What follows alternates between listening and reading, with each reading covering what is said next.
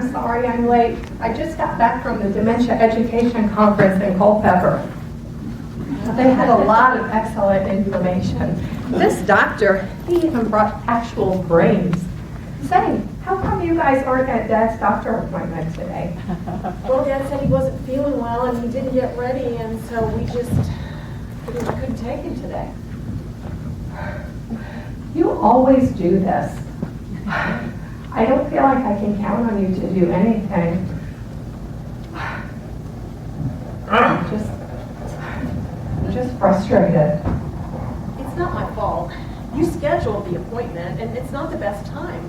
It's not the best time for me, nor is it the best time for Dad. I can't force him to do things just because it works for your schedule. You're always trying to run the show and tell everyone else what to do. It just doesn't work. Well, you're just not reliable. You say that you'll help out, and then you never do. And now I have to fix everything. It's not my fault. I have to fix everything myself. Stop hurting Dad! Hello, this is Marie Clonts. I'm sorry, I have to cancel my dad's doctor appointment. My sister was not able to get him there on time. I'm calling so I can reschedule the appointment when I can take him myself. Yes, I'll hold. Thank you.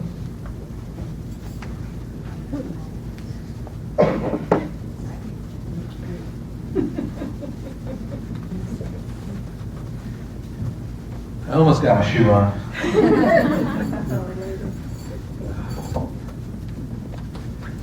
All right. I'm Mark Brown. Cornerstone's Care started about 2019, and the vision, what we're trying to do is, a lot of people find themselves in a caregiving position.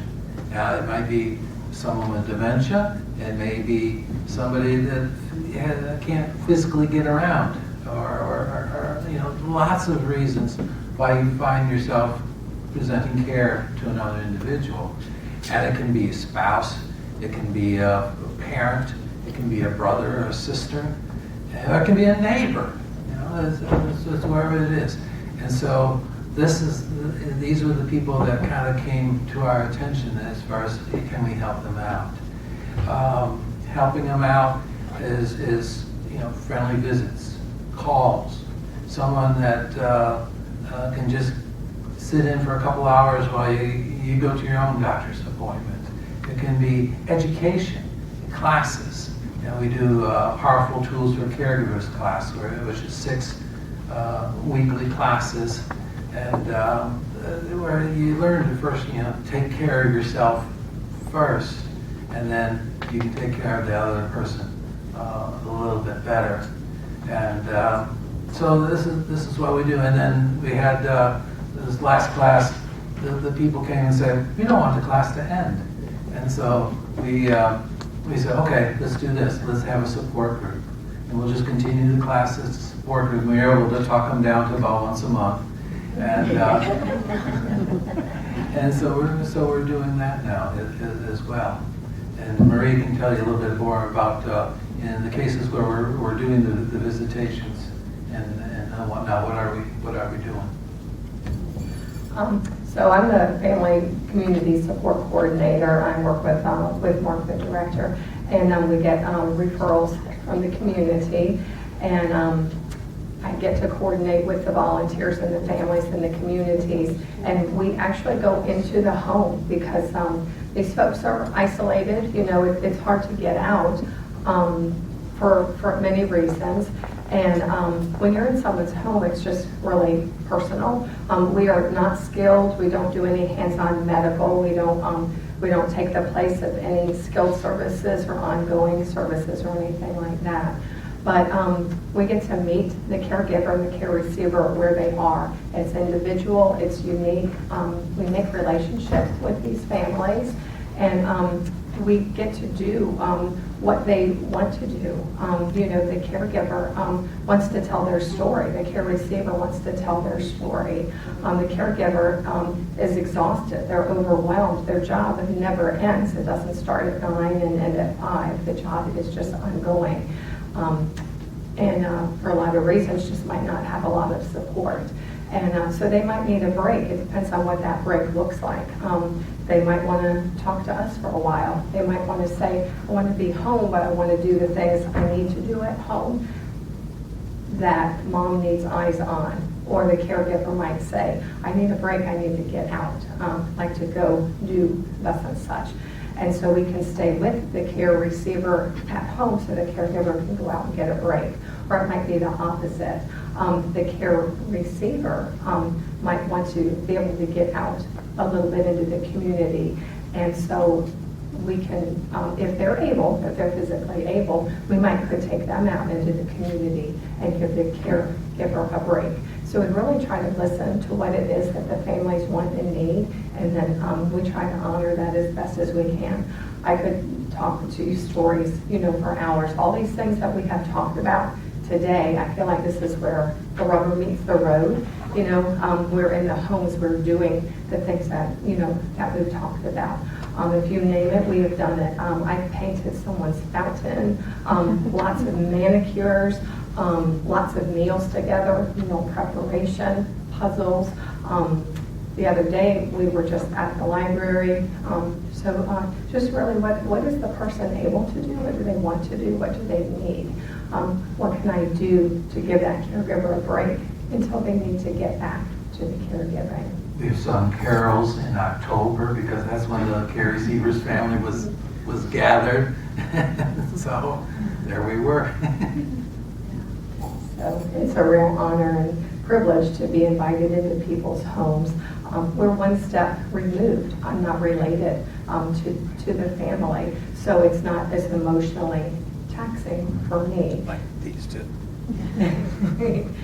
So, honestly, sometimes that care receiver that has the things that we're redefining, behavioral issues. A lot of times when we're in the home, I don't know how to explain it, but the care receiver kind of puts on their good face or those things that they're struggling with. They ease up a little bit. We have a woman who has some pretty horrific hallucinations because of her dementia.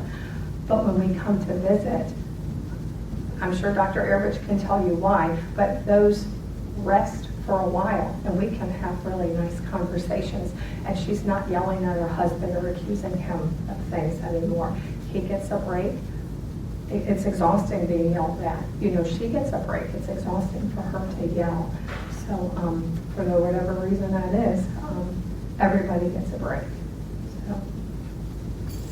And we're also, we're there with you. I'm part of one of the caregivers for my mother-in-law, and each meal, it's several times a week. It's like, no, the dog does not want your applesauce. But so you learn, and then we can share. And so I'm Liesa Dodson, and at Cornerstone we have quite a few volunteers, and I'm one of the volunteers that helps out. And one of the programs that I help out with is the Powerful Tools for Caregivers. And Powerful Tools is a 6-week program that we offer, and what Powerful Tools offers are tools to help ease the burden of caregiving for the caregiver. So how many people in here are caregivers? Show of hands. Yeah, a lot of people, caregivers, yeah. So how many people in here have difficult communications or conversations with people that they interface with, like, for example, with your physician, or with caregivers that perhaps you bring into the home, or other family members? Raise your hand if you ever had a problem with that. Okay. How about we talk about difficult communication, and we provide tools to help with that.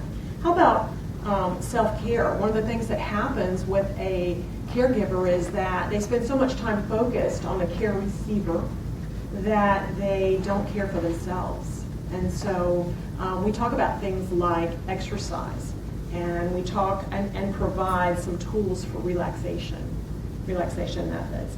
How about emotion management?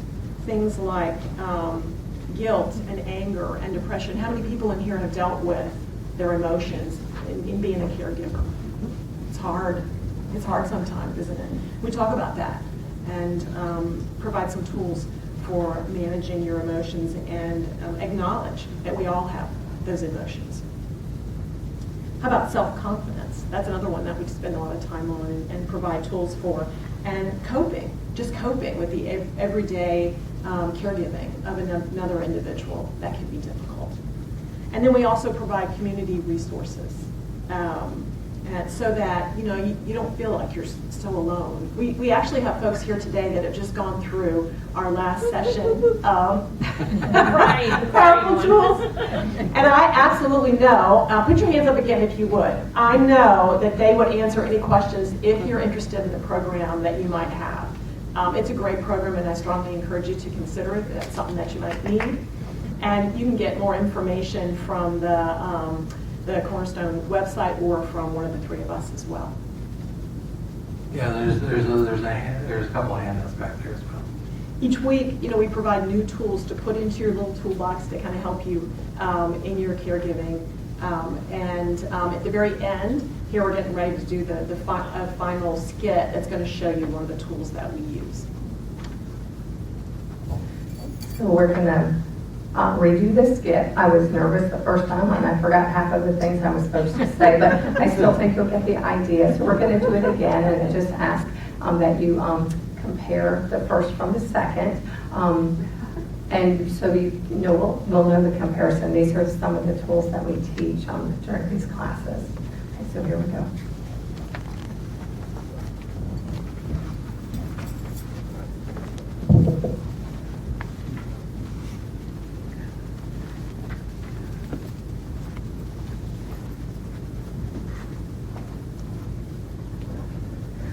Hello, I'm sorry I'm late. I just got back from the Dementia Education Conference in Culpeper. Yay! They had a lot of awesome information. This doctor brought actual brains. Say, how come you guys aren't at Dad's doctor appointment? Well, Dad said that he wasn't feeling well, he didn't get ready, so I couldn't take him. Oh, I'm sorry to hear that. Hey, Dad, how are you feeling this afternoon? Fine. You don't need to see no doctor.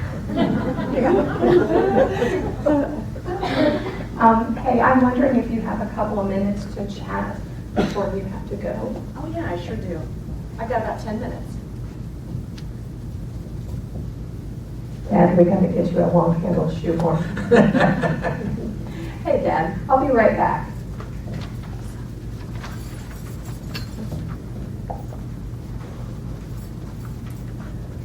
Hey, I'm concerned that Dad did not make it to his doctor appointment today. He's out of one of his medications, and the doctor won't refill it until he gets his blood work done. I'm wondering if you can reschedule for a time you can take him. If not, I'm wondering if maybe we can split the cost and hire a driver to take him. You know what, I can take him. Actually, I think it'll work out better for me anyway. Next week, I've got an appointment here close to the house, and so I can definitely take him. Today was just really tough. I could barely get here on time. It was just a tough day for me. Okay, great. I'll call the doctor and see if they will extend his medication until you can get him. Okay, that sounds great. I'll take him. Thanks. Hello, this is Marie Clonts. I'm sorry that my dad was unable to attend his doctor appointment today. I'd like to know if they can reschedule, if they can extend his medication until he can get back in. Yes, I'll hold. Thank you.